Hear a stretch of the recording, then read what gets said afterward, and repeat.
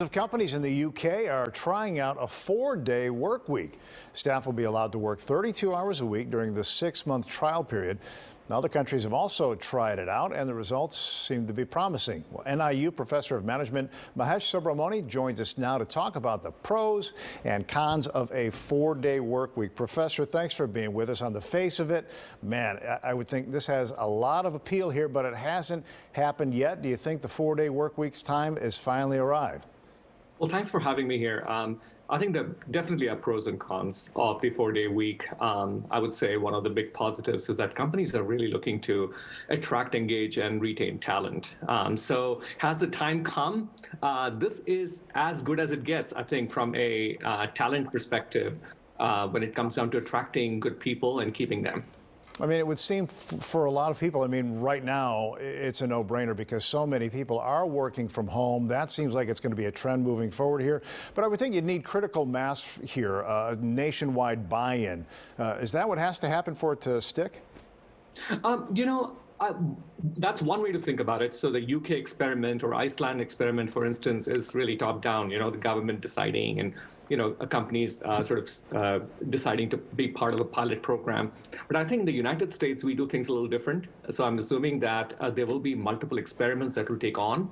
And then over time, there will be momentum that's created. So in fact, there are already many companies, small, medium-sized, and even large companies, experimenting with this idea of 4-day work weeks. My guess is if it starts working, it's going to start spreading seamlessly. Let's ask this. Why wouldn't you do it? What would be the drawbacks to, losing a day?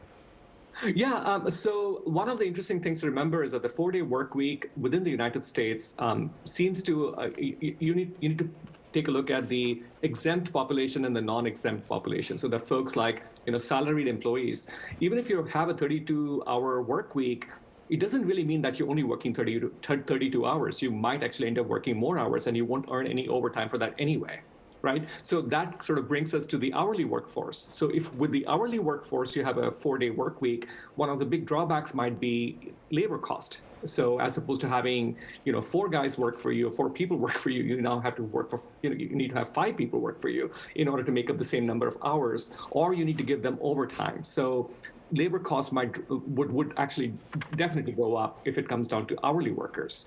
With salaried workers, I don't see a huge drawback from a labor cost standpoint. The biggest question is going to be in terms of people getting together, innovating, experimenting within the workplace, coming up with good ideas, interaction, essentially.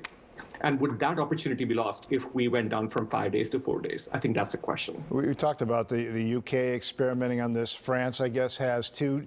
Do you have a sense of how it's going there that would suggest, yeah, this is a trend that's going to take off across the world? So UK is relatively new in the process. Iceland, on the other hand, I believe has very promising results, and they've decided to implement it. I won't say permanently, but definitely they are diffusing it throughout the economy. NIU Professor of Management Mahesh Subramony, nice to talk with you. Thanks very much. Great talking to you. Thanks. See ya.